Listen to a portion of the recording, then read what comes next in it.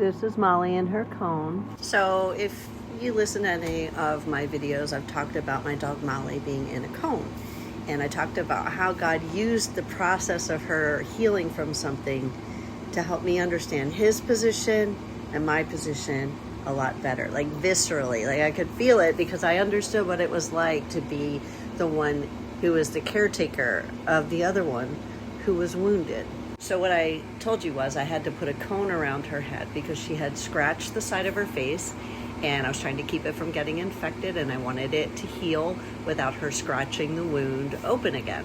I put a cone on her, and I put antibiotic ointment, and I continued to give her antihistamines and all the different things that I'm supposed to do as a good master to take care of her and help her heal. Over time, the skin began to heal, the hair began to regrow, and then even that became itchy, that part of the healing process. What happened was she is a little bit of a Houdini and got the cone off. And when she got the cone off, she scratched the spot all over again. It's funny how part of the healing process made her as uncomfortable as the actual wound. It's a whole nother sermon. But what happened was we were starting all over again. It was very frustrating for me as the one who had taken so much time to come near and give her all the things and restrict her from herself so she could heal. And what God finally told me after the third time that this happened and she got out of the cone and re-injured herself was, Amanda, my ways might feel like the cone around you, right? They might restrict you. They might feel uncomfortable.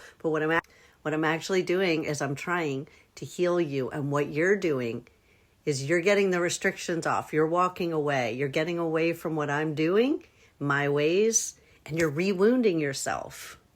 I know this is super long, and actually I've made it as short as possible, but here's the bottom line. So through this period of me watching and trying to help her heal, he's shown me a few things. Number one, we don't always like his ways. They feel uncomfortable and restrictive. Number two, there are things that have wounded me that need to be healed. Number three, sometimes I will reopen my own wound because I don't do things the way God's telling me to do them. Number four, sometimes the healing process also is uncomfortable and might make me want to re-injure myself. Number five, I hear God's voice and I know when he's telling me something is not good for me, and it's my decision. He allows me to decide whether I re-engage in something and open up my wound or not, or whether I listen to him. Number six, he wants me to be well. He let me feel what it feels like to be the caretaker. I want her to be healthy. I care about her. I'm not